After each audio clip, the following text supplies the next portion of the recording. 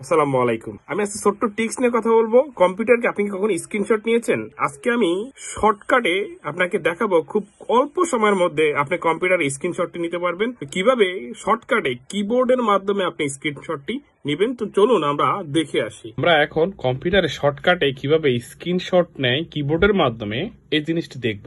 তো চলুন আমরা চলে যাই কম্পিউটার স্টার্ট বাটন, মানে কম্পিউটার আইকন যে বাটনটি আছে কিবোর্ডের, এই বাটনটিতে চেপে ধরবো, জাস্ট প্রেস করব, প্রেস করে ধরে রাখবো, দেন আমরা প্রেস করব শিফট প্রেস করার পরে এস।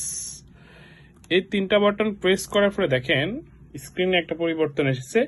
এখানে আপনি এখন শুধু আপনি সিলেক্ট করবেন এটা কি ফুল স্ক্রিন নেবেন, উইন্ডো নেবেন না ফ্রিডম নেবেন। তখন আমি এখানে ফুল স্ক্রিন দিয়ে দিব।